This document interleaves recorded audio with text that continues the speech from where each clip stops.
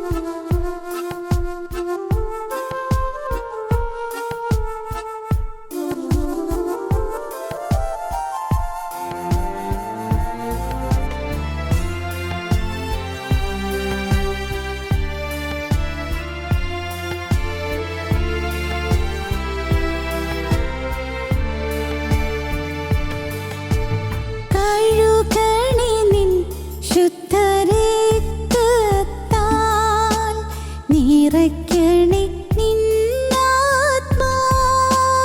നിന്നാത്മാവിനാൽ കഴുകണേ നിൻ ശുദ്ധരക്തത്താൽ നിറയ്ക്കണേ നിന്നാത്മാവിനാൽ ജീവിച്ചിടും ഞാൻ ക്രൂശിൻ സാക്ഷിയായി സേവിച്ചിടും ഞാൻ അന്ത്യം വരെ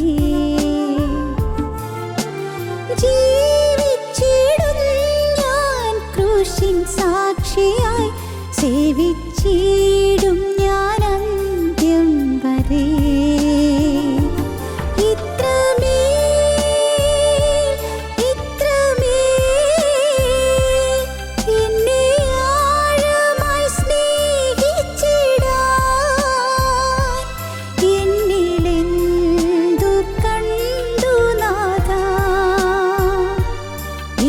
ഇത്രമേൽ എന്നെ സ്നേഹിപ്പാൻ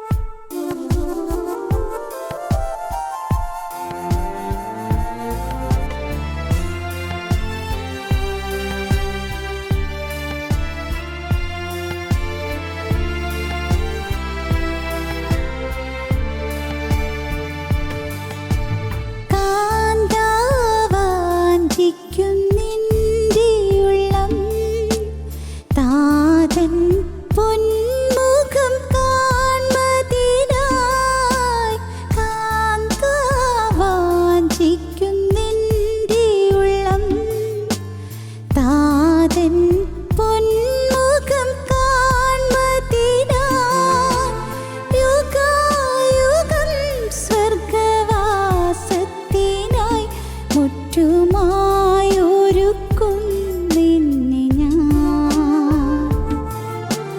യുഗായുഗം സ്വർഗവാസത്തിനായി മുറ്റുമായൊരുക്കും നിന്നെ ഞാൻ.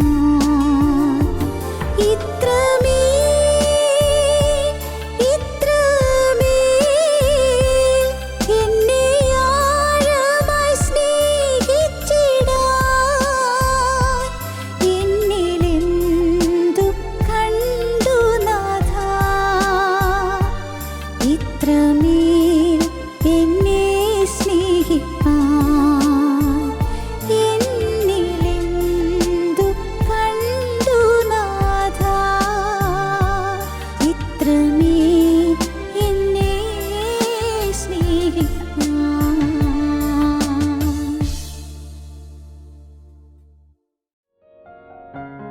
ഞങ്ങളും ക്രൂശിക്കപ്പെട്ട ക്രിസ്തുവിനെ പ്രസംഗിക്കുന്നു. യേശുക്രിസ്തു ക്ഷാമം മാറ്റി ക്ഷേമം നൽകുന്നവൻ. ക്ഷാമം മാറ്റുന്നു, ക്ഷേമം നൽകുന്നു. തീർച്ചയായും നമുക്കെല്ലാവർക്കും വേണ്ടത് ക്ഷേമമാണ്. നമുക്കെല്ലാവർക്കും വേണ്ടത് സമാധാനമാണ്. നമുക്കെല്ലാവർക്കും വേണ്ടത് സന്തോഷമാണ്. ഒരു ക്ഷേമരാഷ്ട്രം കെട്ടിപ്പടുക്കണമെന്നെല്ലാം നാം അനേകം പ്രസംഗങ്ങളിൽ പ്രബോധനങ്ങളും പ്രഘോഷണങ്ങളും കേൾക്കാറുണ്ട്. ക്ഷേമരാഷ്ട്രം നല്ലത് തീർച്ചയായും വേണം. പക്ഷേ രാഷ്ട്രം ക്ഷേമരാഷ്ട്രമാകണമെങ്കിൽ കുടുംബങ്ങൾ ക്ഷേമമുള്ളതായി തീരണം. കുടുംബങ്ങൾ ക്ഷേമമുള്ളതായി തീരണമെങ്കിൽ നമ്മുടെ വ്യക്തി ജീവിതങ്ങൾ ക്ഷേമമുള്ളതായി തീരണം. ക്ഷേമം ഇന്ന് നഷ്ടപ്പെട്ടിരിക്കുകയാണ്. ക്ഷേമം കൈമോശം വന്നിരിക്കുകയാണ്. തിരുവചനത്തിൽ പറയും, ഇന്ന് മാന്യന്മാർ പട്ടിണി കിടക്കുന്നു എന്ന്. യെശയ്യാ പ്രവാചകനാണിത് മുൻകൂട്ടി പറഞ്ഞത്. യേശുക്രിസ്തു ജനിക്കുന്നതിന് 750 കൊല്ലം മുമ്പ് യെശയ്യാ പ്രവാചകൻ പറഞ്ഞു, മാന്യന്മാർ പട്ടിണി കിടക്കുന്നു എന്ന്. നമുക്ക് ആ വാക്യം ഒന്ന് വായിച്ച് കേൾക്കാം. യെശയ്യാ പ്രവാചകൻ്റെ പുസ്തകം 5-ാം അധ്യായത്തിൻ്റെ 13-ാം വാക്യമാണ് മാന്യന്മാർ പട്ടിണി കിടക്കുന്നു എന്നെഴുതിയിരിക്കുന്നത്. നമുക്ക് വായിക്കാം. അങ്ങനെ എൻ്റെ ജനം അറിവില്ലായ്കയാൽ പ്രവാസത്തിലേക്ക് പോകുന്നു. അവരുടെ മാന്യന്മാർ പട്ടിണി കിടക്കുന്നു. അവരുടെ ജനസമൂഹം ദാഹത്താൽ വരണ്ടു പോകുന്നു. മാന്യന്മാർ പട്ടിണി കിടക്കുന്നു, ജനസമൂഹം ദാഹത്താൽ വരണ്ടു പോകുന്നു. ആഹാരത്തിന് പട്ടിണി, വെള്ളത്തിനും പട്ടിണി, ജലദൗർലഭ്യം, ഒപ്പം ആഹാരമില്ലാത്തതിലുള്ളതായ പട്ടിണിയുടെ പ്രയാസവും. അവരുടെ മാന്യന്മാർ പട്ടിണി കിടക്കുന്നു, അവരുടെ ജനസമൂഹം ദാഹത്താൽ വരണ്ടു പോകുന്നു. എത്രയോ വർഷങ്ങൾക്ക് മുൻപ് യെശയ്യാ പ്രവാചകൻ പറഞ്ഞതാണ് ഈ വാക്യം. പ്രവാചകൻ്റെ നാവിൽ കൂടി ദൈവത്തിൻ്റെ പരിശുദ്ധാത്മാവ് തന്നതായ ഈ വാക്യത്തിൻ്റെ പൊരുൾ തേടി നാം ദൂരെയെങ്ങും പോകേണ്ട, നമ്മുടെ ജീവിതത്തിലേക്ക് നോക്കിയാൽ മതി. ഇന്ന് ആഹാരത്തിന് പട്ടിണിയുള്ള ആളുകളുണ്ട്.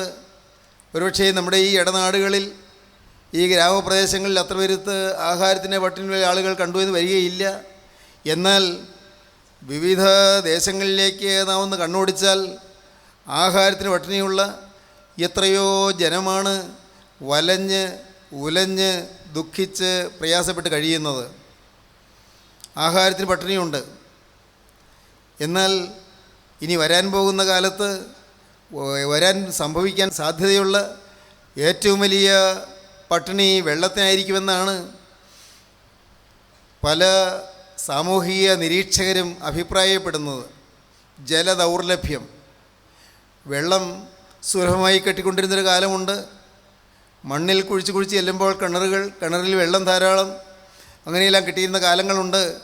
എന്നാൽ മണ്ണിലെ ജലത്തിൻ്റെ അംശം കുറഞ്ഞു വരുന്നുവെന്നും ജലദൗർലഭ്യം വരാൻ പോകുന്നുവെന്നും ജലത്തിന് വലിയ പട്ടിണി വരാൻ പോകുന്നുവെന്നുമെല്ലാം സാമൂഹിക ചിന്തകന്മാർ പറഞ്ഞുകൊണ്ടിരിക്കുകയാണ്. എന്നാൽ ഭക്ഷണത്തിനും ജലത്തിനുമുള്ള പട്ടിണിയേക്കാൾ വലിയ പട്ടിണി ഇന്ന് അനേകരുടെ ജീവിതത്തിൽ, അനേകരുടെ കുടുംബങ്ങളിൽ പണത്തിനുള്ള പട്ടിണിയാണ്. അതുകൊണ്ടാണ് കടക്കെണികൾ ഉണ്ടാകുന്നത്. കടം, വലിയ കടത്തിൽപ്പെട്ട് നട്ടം തിരിയുന്നവരുണ്ട്. വീട്ടുവാൻ വകയില്ലാത്തത് കൊണ്ട് ആത്മഹത്യയിൽ അഭയം തേടുന്നവരുണ്ട്. കുടുംബസമാധാനം ഉലഞ്ഞു പോയിട്ട് കടത്തിൻ്റെ പെരുമയിൽ പ്രയാസത്തിൽ വലഞ്ഞ് എങ്ങനെ മുന്നോട്ട് പോകേണ്ടെന്നറിയാതെ ഉറക്കമില്ലാത്ത രാവുകൾ കഴിയുന്ന ആളുകൾ ധാരാളമുണ്ട്. എത്രയോ ആളുകളാണ് പണത്തിൽ ഞെരുങ്ങിക്കൊണ്ടിരിക്കുന്നത്. വരുമാനമില്ല, ഒരു ജോലിയില്ല, അഥവാ ജോലി ഉണ്ടെങ്കിൽ ജോലിക്ക് ചേർന്നതായി വരുമാനമില്ല. പഠിക്കാൻ കഴിഞ്ഞു, പഠിച്ചു, ജയിച്ചു, ഒരു ജോലി കിട്ടി, പക്ഷേ ആ ജോലിയിൽ സ്ഥിരത ലഭിക്കുന്നില്ല. ഏതെല്ലാം തരത്തിലുള്ളതായ യാതനകളിലൂടെ വേദനകളിലൂടെയാണ് ഓരോ മനുഷ്യനും കഴിഞ്ഞു പോകുന്നത്. ഇന്നെൻ്റെ വാക്കുകളെ കേൾക്കുന്ന എൻ്റെ ബഹുമാന്യ സുഹൃത്തുക്കൾ ചിലരെങ്കിലും കടത്തിൻ്റെ കിണിയിൽപ്പെട്ട് ഉള്ളുലഞ്ഞ് വാടിക്കഴിയുന്നവരുണ്ട്. ടി വിയിലെ നമ്മുടെ പ്രസംഗം കേൾക്കുന്ന എത്രയോ പേര് പലപ്പോഴും വിളിച്ചു പറയാറുണ്ട് പ്രാർത്ഥിക്കണമെന്ന്. പ്രധാന വിഷയം ഒന്ന് രോഗം, മറ്റൊന്ന് കടം, മൂന്നാമത്തേത് കുടുംബ സമാധാനമില്ലായ്ക, കുടുംബത്തിൽ ഐക്യമില്ലായ്ക. ഇതെല്ലാം പട്ടിണിയുടെ പേരിൽ വരുന്നതായ പ്രയാസങ്ങളാണ്. സഹോദരീ സഹോദരങ്ങളെ, നിങ്ങൾക്ക് പട്ടിണിയുണ്ട്, പണത്തിന് പട്ടിണിയുണ്ട്, ആഹാരത്തിന് പട്ടിണിയുണ്ട്, ജലത്തിന് പട്ടിണിയുണ്ട് എന്നൊക്കെ പറയുമ്പോൾ പലർക്കും അതൊന്നും അത്ര പട്ടിണിയായിട്ട് കാണാൻ സാധിക്കുന്നില്ല. പക്ഷേ നിങ്ങളുടെ ജീവിതത്തിൽ നിങ്ങൾ വലയുന്നൊരു കാര്യം പറഞ്ഞു തരാം. നിങ്ങൾക്ക് സ്നേഹത്തിന് പട്ടിണിയുണ്ട്, സ്നേഹമില്ല. സ്നേഹം പ്രതീക്ഷിക്കുന്നിടത്ത് സ്നേഹം കിട്ടുന്നില്ല. സ്നേഹം കിട്ടണമെന്ന് ആഗ്രഹമുണ്ട്, പക്ഷേ സ്നേഹം കിട്ടുന്നില്ല. മാതാപിതാക്കളുടെ സ്നേഹത്തിന് വേണ്ടി കൊതിക്കുന്ന മക്കളുണ്ട്, സഹോദരന്മാരുടെ സ്നേഹത്തിന് വേണ്ടി കൊതിക്കുന്ന സഹോദരന്മാരുണ്ട്, ഭാര്യയുടെ സ്നേഹത്തിന് വേണ്ടി കേഴുന്ന ഭർത്താക്കന്മാരുണ്ട്, ഭർത്താവിൻ്റെ സ്നേഹത്തിന് വേണ്ടി അതിദാഹത്തോടെ വലയുന്ന ഭാര്യമാരുണ്ട്. ജോലിസ്ഥലത്ത് മറ്റുള്ളവരുടെ സ്നേഹത്തിന് വേണ്ടി ആർത്തി പൂണ്ട് പരതിക്കൊണ്ടിരിക്കുന്നതായി അനേകം ആളുകളുണ്ട്. സഹോദരങ്ങളെ, സ്നേഹത്തിൻ്റെ പട്ടിണി, സ്നേഹമില്ല. അതുകൊണ്ടാണ് കുടുംബ വഴക്കുകൾ, അതുകൊണ്ടാണ് കുടുംബത്തിൽ ഭാര്യയും ഭർത്താവും തമ്മിൽ ഭിന്നത, അതുകൊണ്ടാണ് സഹോദരങ്ങൾ തമ്മിലുള്ളതായ ഭിന്നത. ഇന്ന് സ്നേഹത്തിന് പട്ടിണി. സഹോദരങ്ങളെ, സ്നേഹത്തിന് പട്ടിണി ഉള്ളതുകൊണ്ട് സന്തോഷമില്ലാതെ പോകുന്നു. പ്രസംഗങ്ങൾക്ക് വഞ്ഞമില്ല, സുവിശേഷ യോഗങ്ങൾ ധാരാളമുണ്ട്, സഭകൾ ധാരാളമുണ്ട്, ആത്മീയ പ്രവർത്തനങ്ങൾ ധാരാളമുണ്ട്. പക്ഷേ ഇന്ന് സ്നേഹത്തിന് പട്ടിണിയാണ്. അതിന് കാരണം എന്താണ്? അതിന് കാരണം യോവേൽ പ്രവാചകൻ പറയും, യോവേൽ 1:16 മുതൽ 20 വരെ, നമ്മുടെ കണ്ണിൻ്റെ മുമ്പിൽ നിന്ന് ആഹാരവും നമ്മുടെ ദൈവത്തിൻ്റെ ആലയത്തിൽ നിന്ന് സന്തോഷവും ഉല്ലാസഘോഷവും അറ്റുപോയല്ലോ. വിത്ത് കട്ടകളുടെ കീഴിൽ കിടന്ന് കെട്ടുപോകുന്നു, ധാന്യം കരിഞ്ഞു പോയിരിക്കയാൽ പാണ്ടികശാലകൾ ശൂന്യമായി കളപ്പുരകൾ ഇടിഞ്ഞു പോകുന്നു. മൃഗങ്ങൾ എത്ര ഞരങ്ങുന്നു, കന്നുകാലികൾ മേച്ചലില്ലായകൊണ്ട് ബുദ്ധിമുട്ടുന്നു, ആടുകൾ ദണ്ഡനമനുഭവിക്കുന്നു. യഹോവേ, നിന്നോട് ഞാൻ നിലവിളിക്കുന്നു. മരുഭൂമിയിലെ പുൽപ്പുറങ്ങൾ തീയ്ക്കും പറമ്പിലെ വൃക്ഷങ്ങൾ എല്ലാം ജ്വാലയ്ക്കുമിരയായി തീർന്നുവല്ലോ. നീർത്തോടുകൾ വറ്റിപ്പോകുകയും മരുഭൂമിയിലെ പുൽപ്പുറങ്ങൾ തീയ്ക്ക് ഇരയായിത്തീരുകയും ചെയ്തതുകൊണ്ട് വയലിലെ മൃഗങ്ങളും നിന്നെ നോക്കി കിഴയ്ക്കുന്നു. നമ്മുടെ കണ്ണിൻ മുമ്പിൽ നിന്ന് ആഹാരവും നമ്മുടെ ദൈവത്തിൻ്റെ ആലയത്തിൽ നിന്ന് സന്തോഷവും ഉല്ലാസഘോഷവും അറ്റുപോയല്ലോ. ദൈവത്തിൻ്റെ ആലയത്തിൽ സന്തോഷമില്ല, ഉല്ലാസഘോഷമില്ല. ദൈവത്തിൻ്റെ ആലയത്തിൽ സന്തോഷം കിട്ടുമെന്ന് വിചാരിച്ചാണ് ആലയത്തിലേക്ക് വരുന്നത്.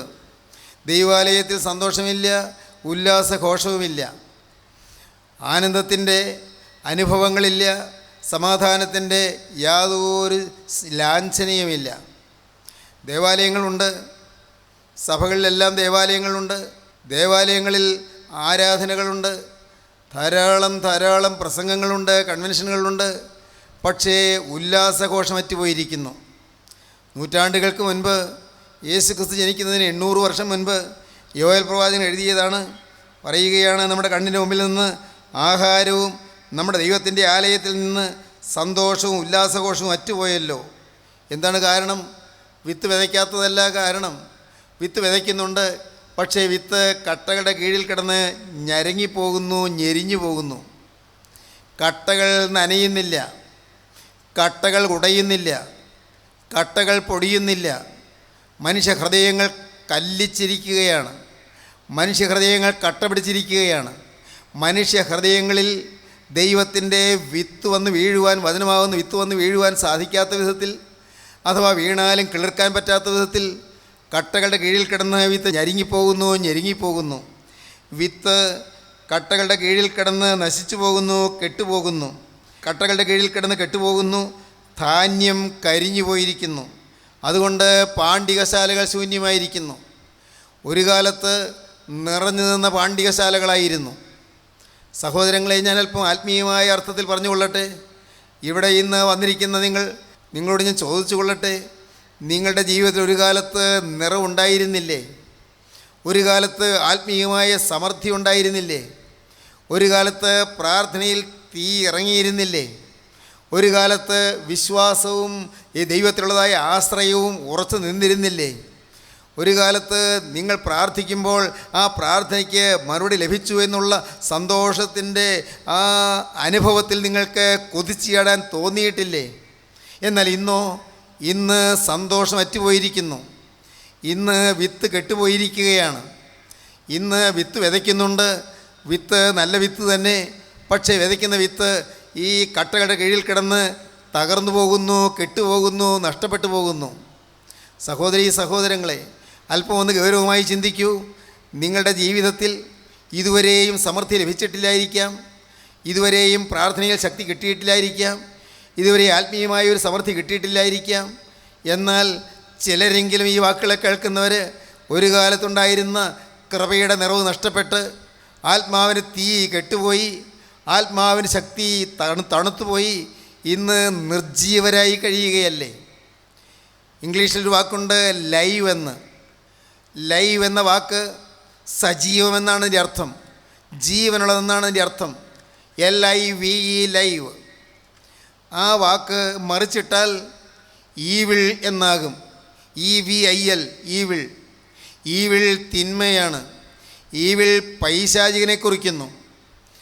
ഈവിൾ വന്നാൽ ലൈവ് അല്ലാതായിത്തീരും. ഇന്ന് അനേകരുടെ ജീവിതത്തിൽ പിശാച് അവകാശം പറയുകയാണ്. അനേകരുടെ ജീവിതത്തിൽ സാത്താൻ അവകാശം പറയുകയാണ്. അനേകരുടെ ജീവിതത്തിൽ പാപം വന്നിരിക്കുകയാണ്. ഹൃദയം കല്ലിച്ചു പോയിരിക്കുകയാണ്. ഹൃദയം വരണ്ടു പോയിരിക്കുകയാണ്. വചനം കേൾക്കുമ്പോൾ തകരുന്നില്ല. വചനം കേൾക്കുമ്പോൾ കട്ടയുടെ കീഴിലാണ് വചനം വന്ന് വീഴുന്നത്. വചനം കിളിർക്കുന്നില്ല, വചനം മുളയ്ക്കുന്നില്ല, വചനം ഫലം കായ്ക്കുന്നില്ല. വിത്തുകൾ കട്ടകളുടെ കീഴിൽ കിടന്ന് കെട്ടുപോകുന്നു. പാണ്ഡികശാലകൾ ശൂന്യമായിരിക്കുന്നു. ധാരാളം നെല്ലിങ്ങനെ ധാന്യത്തിൻ്റെ സമൃദ്ധി കൊണ്ട് നിറഞ്ഞു നിന്നിരുന്നതായ പാണ്ഡികശാലകൾ, അതെല്ലാം കളപ്പുരകളെല്ലാം ഇന്ന് ശൂന്യമായി കിടക്കുന്നു. അനേകം കൂട്ടായ്മകൾ ശൂന്യമായി കിടക്കുന്നു. സ്നേഹിത, നീ ചിന്തിക്കൂ, നിൻ്റെ ഹൃദയം ഇന്നെങ്ങനെ ഇരിക്കുന്നു? മറ്റാരുടെയും കാര്യം നോക്കണ്ട. നിൻ്റെ ഹൃദയം ഇന്നെങ്ങനെ ഇരിക്കുന്നു? ഇന്ന് നിൻ്റെ ഹൃദയത്തിൽ തീ കത്തുന്നുണ്ടോ? ഹൃദയത്തിൽ തീ ജ്വലിക്കുന്നുണ്ടോ? ആത്മാവിന് തീ ഇറങ്ങി വരുന്നുണ്ടോ? ഏലിയാവ് പ്രാർത്ഥിച്ചു, കർമ്മേലിൽ തീ ഇറങ്ങി. ദൈവത്തിന് സ്തോത്രം. മോശ ദൈവത്തിൻ്റെ വചനം ഒന്നും ചിന്തിക്കാതെ തന്നെയാണ് മുന്നോട്ട് വന്നു തുടങ്ങിയത്. എന്നാൽ മോശയുടെ ജീവിതത്തിൽ 80-ാമത്തെ വയസ്സിലേക്ക് വന്നപ്പോൾ മോശ തീ കണ്ടു, തീയുടെ ജ്വാല കണ്ടു, തീയുടെ ജ്വാലയിൽ നിന്നുള്ള ശബ്ദം കേട്ടു. മോശയ്ക്ക് തീ ലഭിച്ചു. മോശ തീയാൽ ജ്വലിച്ചു. മോശ തീയുടെ സാക്ഷിയായി തീർന്നു, തീയുടെ പ്രവാചകനായി തീർന്നു. സഹോദരങ്ങളെ, നിങ്ങളിന്ന് ചിന്തിക്കൂ, എന്നിൽ നിന്ന് തീ കത്തുന്നുണ്ടോ? എൻ്റെ ഹൃദയത്തിൽ ആത്മാവിന് തീ ജ്വലിക്കുന്നുണ്ടോ? ആത്മാവിൻ്റെ സ്തുതി ഇന്ന് ഉയരുന്നുണ്ടോ? ആത്മാവിൻ്റെ വിശുദ്ധി എന്നിൽ തിങ്ങി നിൽക്കുന്നുണ്ടോ? എന്നിൽ ഈവിൾ കടന്നുകൂടിയിട്ടുണ്ടോ? പാപം എന്നിൽ പ്രവേശിച്ചിട്ടുണ്ടോ? പാപത്തിന് ഞാൻ ഇടം കൊടുത്തിട്ടുണ്ടോ? സ്നേഹക്കുറവുകളുണ്ടോ എനിക്ക്? ആരോടെങ്കിലും വൈരാഗ്യമുണ്ടോ എനിക്ക്? ആരെക്കുറിച്ചെങ്കിലും എനിക്ക് മുൻവിധിയുണ്ടോ? പരദൂഷണം എന്ന് പറയുന്ന വാവിഷ്ഠാണം എൻ്റെ ജീവിതത്തിൽ നിന്ന് വരുന്നുണ്ടോ? ഞാൻ ആരെയെങ്കിലും ദുഷിക്കുന്നുണ്ടോ? ആരെയെങ്കിലും പകയ്ക്കുന്നുണ്ടോ? ആരോടെങ്കിലും വൈരുദ്ധ്യം പുലർത്തുന്നുണ്ടോ? സഹോദരങ്ങളെ, നിങ്ങൾക്ക് ചിന്തിക്കാം. നിങ്ങൾ ചിന്തിക്കുമ്പോൾ മനസ്സിലാകും, വിത്ത് കട്ടകളുടെ കീഴിൽ കിടന്ന് കെട്ടുപോകുന്നതിൻ്റെ കാരണം പാപം ഇരച്ചു കയറി. പാപത്തിൻ്റെ നീരാളിപ്പിടുത്തത്തിൽ അനേകരിന്ന് ഉലഞ്ഞുകൊണ്ടിരിക്കുകയാണ്, നശിച്ചു കൊണ്ടിരിക്കുകയാണ്. സഹോദരങ്ങളെ, ഓരോരുത്തരുടെയും ജീവിതത്തിൽ ഇന്ന് ഈ വാക്കുകളെ കേട്ടുകൊണ്ടിരിക്കുമ്പോൾ, എൻ്റെ കർത്താവേ, എൻ്റെ പാണ്ഡികശാലകൾ ശൂന്യമായി പോയല്ലോ എന്നുള്ള നിലവിളി വന്നിരുന്നെങ്കിൽ പട്ടിണി മാറും, നിങ്ങളുടെ ക്ഷാമം മാറും, നിങ്ങൾക്ക് ക്ഷേമം വരും. അനുതാപമാണ് ഇതിനാവശ്യം. തെറ്റുപറ്റിപ്പോയല്ലോ കർത്താവേ, ഈ വെള്ളിന് ഞാൻ ഇടം കൊടുത്തു പോയല്ലോ കർത്താവേ എന്ന് നിങ്ങൾക്ക് കരയാനുള്ള അനുതാപം കിട്ടിയിരുന്നെങ്കിൽ, അനുതാപമുള്ളൊരു മനസ്സ് കിട്ടിയിരുന്നെങ്കിൽ, പാവബോധത്തോടെ കരയാൻ കഴിഞ്ഞിരുന്നെങ്കിൽ, എൻ്റെ കർത്താവേ, പണ്ട് ഞാൻ സാക്ഷ്യം പറയുമ്പോൾ തീ ഇറങ്ങിയിരുന്നു, പക്ഷേ ഇന്ന് തീ നഷ്ടപ്പെട്ടു പോയിരിക്കുന്നല്ലോ, തീ കെട്ടുപോയിരിക്കുന്നല്ലോ എന്ന് തിരിച്ചറിയാൻ കഴിഞ്ഞിരുന്നെങ്കിൽ. ദൈവത്തിന് സ്തോത്രം. ദൈവത്തിൻ്റെ വലിയ നാമം മഹത്വപ്പെടട്ടെ. 1973 മെയ് മാസം 10-ാം തീയതി വ്യാഴാഴ്ച രാത്രി വലമ്പൂർ പള്ളിയിൽ, എൻ്റെ ഇടവക പള്ളിയിൽ പ്രസംഗിച്ചതിന് ശേഷം ഞാൻ തിരികെ വന്ന് എൻ്റെ ഭാര്യ ഉറങ്ങി, എൻ്റെ അമ്മ ഉറങ്ങി, എൻ്റെ മക്കൾ ഉറങ്ങി. അതിനുശേഷം ഞാൻ തനിയെ എഴുന്നേറ്റിരുന്നു. ഞാൻ ആ സകലം പരിശോധിക്കാൻ തുടങ്ങി. എന്നിൽ എന്തെല്ലാമാണ് തിന്മകൾ വന്നത് എന്ന്, എൻ്റെ ജീവിതത്തിൽ എവിടെയെല്ലാമാണ് അപകടം പറ്റിയതെന്ന്. കർത്താവേ, എനിക്ക് ക്ഷാമമായി പോയി എന്ന് ഏറ്റുപറഞ്ഞു. ആത്മീയമായ ക്ഷാമം എനിക്ക് വന്നു എന്ന് ഞാൻ ഏറ്റുപറഞ്ഞു. ആത്മീയമായി ഞാൻ തകർന്നു എന്ന് ഞാൻ ഏറ്റുപറഞ്ഞു. ആത്മീയമായി ഞാൻ നഷ്ടപ്പെട്ടവനായി എന്ന് ഞാൻ ഏറ്റുപറഞ്ഞു. ആത്മീയമായി എന്നിൽ ഒന്നുമില്ല എന്ന് ഞാൻ ഏറ്റുപറഞ്ഞു. ഞാൻ കൺവെൻഷനിൽ പ്രസംഗിക്കുന്നുണ്ട്, ഞാൻ സുവിശേഷ വേല ചെയ്യുന്നുണ്ട്, ബൈബിൾ ക്ലാസ് എടുക്കുന്നുണ്ട്, പക്ഷേ എൻ്റെ ആത്മാവ് കെട്ടുപോയല്ലോ എന്ന് പറഞ്ഞ് ഞാൻ കരഞ്ഞു. ദൈവത്തിന് സ്തോത്രം. എന്തെല്ലാമാണ് തിരുത്താനുള്ളത് ഞാൻ നോക്കി. ചിലരോടുള്ള വൈരാഗ്യം എൻ്റെ ഹൃദയത്തിലുണ്ടായിരുന്നു, ചിലരോടുള്ള ഇഷ്ടക്കുറവ് എൻ്റെ ഹൃദയത്തിലുണ്ടായിരുന്നു, ചിലരോട് എനിക്ക് പരിഭവം ഉണ്ടായിരുന്നു. പ്രിയപ്പെട്ടവരെ, എനിക്ക് പറ്റിയതായ ഒരു അപകടം, ചിലരോട് എൻ്റെ ഹൃദയത്തിലുണ്ടായിരുന്ന ഈർഷ്യ ഞാൻ പുറമേ കാണിച്ചില്ല, അകമേ ഒളിച്ചു വെച്ചുകൊണ്ട് ഞാൻ പുറമേ ഭംഗിയായിട്ട് അഭിനയിച്ചു. അതെല്ലാം തെറ്റിപ്പോയി എന്ന് ഏറ്റുപറഞ്ഞു. എൻ്റെ കയ്യിൽ എൻ്റേതല്ലാത്ത ചില പുസ്തകങ്ങളുണ്ടായിരുന്നു, അതെല്ലാം തിരികെ കൊണ്ടുപോയി കൊടുത്ത് മാപ്പ് ചോദിക്കുമെന്ന് തീരുമാനിച്ചു. ദൈവത്തിന് സ്തോത്രം. എൻ്റേതല്ലാത്തത് ഒന്നും എൻ്റെ കയ്യിൽ വേണ്ട എന്ന് തീരുമാനിച്ചു. അങ്ങനെ വലിയൊരു തീരുമാനം അന്ന് രാത്രി എടുത്തു. ദൈവത്തിന് സ്തോത്രം. സഹോദരങ്ങളെ, ഞാൻ നിങ്ങളോട് സ്നേഹത്തോടെ പറയട്ടെ, 1973 മെയ് മാസം 10-ാം തീയതി വ്യാഴാഴ്ച രാത്രിയാണ് ഈ അനുതാപവും വലിയ ഹൃദയ തകർച്ചയും കർത്താവ് എനിക്ക് തന്നത്. പരിശുദ്ധാത്മാവ് തന്നതാണ്. ഞാൻ ദൈവത്തെ സ്തുതിക്കുന്നു. എന്നാൽ പിറ്റേ ദിവസം 1973 മെയ് മാസം 11-ാം തീയതി വെള്ളിയാഴ്ച രാവിലെ 9 മണിക്ക് തീ എൻ്റെ തലമേൽ വന്നിറങ്ങി. ദൈവത്തിന് സ്തോത്രം. ഞാൻ പൊട്ടിത്തകർന്നു. സഹോദരങ്ങളെ, എൻ്റെ ഹൃദയം പൊട്ടിപ്പോയി. ഞാൻ ദൈവത്തെ സ്തുതിക്കാൻ തുടങ്ങി, ഞാൻ ദൈവത്തെ മഹത്വപ്പെടുത്താൻ തുടങ്ങി. എനിക്ക് പാവബോധം കർത്താവ് തന്നു. എൻ്റെ ജീവിതത്തെ ദൈവം അത്ഭുതം ചെയ്തു. ദൈവം എന്നെ സ്നേഹിച്ച് ദൈവൻ്റെ ഹൃദയത്തിലേക്ക് കടന്നു വന്ന് എൻ്റെ കട്ട പിടിച്ചിരുന്നതായ ഹൃദയത്തെ ദൈവം തകർത്തു തന്നു. ദൈവം എനിക്ക് ആർദ്രത തന്നു. കണ്ണീർ ചാലുകൾ ഒഴുകി. ദൈവത്തിൻ്റെ വലിയ നാമം മഹത്വപ്പെടട്ടെ. ഇന്ന് ഈ വാക്കുകളെ കേൾക്കുന്ന എൻ്റെ ബഹുമാന്യ സഹോദരീ സഹോദരങ്ങൾ, ഇന്ന് കർത്താവേ, എൻ്റെ കട്ടയായ ഹൃദയം, എൻ്റെ കല്ലിച്ച ഹൃദയത്തെ നീ തകർത്തു തരണമേ. പാപബോധം തരണമേ, എനിക്ക് കുറ്റബോധം തരണമേ. നിങ്ങൾ പ്രാർത്ഥിക്കുമോ? ഇപ്പോൾ നിങ്ങൾ ദൈവത്തോട് പറയുമോ? കർത്താവേ, എൻ്റെ ഹൃദയം തകർത്തു തരണമേ, എനിക്കൊരു പാപബോധം തരണമേ. നാഥാ, പാപമില്ലാത്ത ഒരു പുതിയ ജീവിതത്തിന് എനിക്ക് വാഞ്ച തരണമേ. ഈ വിളായിട്ടുള്ളതെല്ലാം, പൈശാചിന് അവകാശം പറയുന്നതെല്ലാം എന്നിൽ നിന്ന് മാറ്റിമറിച്ച് എൻ്റെ ഹൃദയത്തെ സംശുദ്ധമാകണമേ എന്ന് നിങ്ങളൊന്ന് പ്രാർത്ഥിക്കുമോ പ്രിയപ്പെട്ടവരെ? എന്നാൽ സ്വർഗത്തിന് തീ ഇപ്പോൾ നിങ്ങളുടെ തലമേലെ ഇറങ്ങും. സ്വർഗീയ അഗ്നി നിങ്ങളുടെ മേലെ ഇറങ്ങിയിട്ട് നിങ്ങൾ ദൈവത്തെ സ്തുതിക്കാൻ തുടങ്ങും, നിങ്ങൾ ദൈവത്തെ മഹത്വപ്പെടുത്താൻ തുടങ്ങും. നിങ്ങളുടെ ജീവിതം ശോഭനമായി തീരും. നിങ്ങളുടെ പട്ടിണി മാറുക മാത്രമല്ല, അനേകരുടെ പട്ടിണി മാറ്റുവാൻ ദൈവം നിങ്ങളെ ഉപയോഗിക്കും. ദൈവം നിങ്ങളുടെ തലമേൽ തൻ്റെ സ്വർഗത്തിൻ്റെ അഗ്നി ഇറക്കും. ദൈവത്തിൻ്റെ പരിശുദ്ധാത്മാവ് നിങ്ങളുടെ തലമേൽ പൊരുന്നി ആവസിക്കും.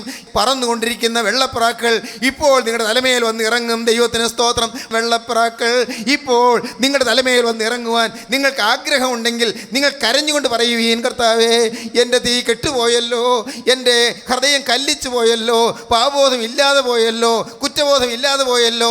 എന്നെ നീ ഒന്ന് തകർക്കണമേ, എന്നെ നീ ഒന്ന് ഉടയ്ക്കണമേ, എന്നെ നീ ഒന്ന് പൊടിക്കണമേ, എനിക്കൊരു ആർദ്രത തരണമേ, എനിക്കൊരു അലിവ് തരണമേ. കുറ്റബോധം കൊണ്ട് എൻ്റെ ഹൃദയം വിള്ളലുണ്ടാക്കണമേ. നാഥാ, നിൻ്റെ പരിശുദ്ധ രക്തത്താൽ എൻ്റെ പാപക്കറകൾ കഴുകിത്തരണമേ. നിങ്ങൾ പ്രാർത്ഥിക്കൂ പ്രിയപ്പെട്ടവരെ. അനുഗ്രഹ സമൃദ്ധി നിങ്ങളുടെ മേൽ പകരും. സ്വർഗീയ അഗ്നി നിങ്ങളുടെ മേൽ ഇറങ്ങും. നിങ്ങൾ ദൈവത്തെ സ്തുതിക്കാൻ തുടങ്ങും. നിങ്ങൾ ദൈവത്തിന് മഹത്വം കരയറ്റാൻ തുടങ്ങും. ദൈവിക ശാന്തി നിങ്ങളുടെ മേലിറങ്ങും. നിങ്ങളുടെ ജീവിതം അനുഗ്രഹീതമായി തീരും. നിങ്ങളുടെ ജീവിതം ധന്യമായി തീരും. സ്വർഗീയ നന്മകൾ നിങ്ങളുടെ മേൽ വരും. ദൈവം നിങ്ങളെ അനുഗ്രഹിക്കും. നിങ്ങളുടെ പട്ടിണി മാറും. ഒന്നേ ഒന്ന് മാത്രം, യേശു ക്രിസ്തു നിങ്ങളുടെ ഹൃദയത്തിലേക്ക് വരും. ക്രിസ്തു വരുമ്പോൾ എല്ലാം സമാധാനം, ക്രിസ്തു വരുമ്പോൾ എല്ലാം ശാന്തി. ക്രിസ്തു തൻ്റെ രക്തത്താൽ നിങ്ങളെ കഴുകും. എൻ്റെ ദൈവത്തിന് സ്തോത്രം. യേശുവിൻ്റെ രക്തം നിങ്ങളെ കഴുകും. ആ തിരക്തം നിങ്ങളുടെ കഴിഞ്ഞകാല പാപങ്ങളെല്ലാം ക്ഷമിക്കും. എല്ലാം ക്ഷമിക്കും പ്രിയരെ, എല്ലാം പൊറുക്കും പ്രിയരെ.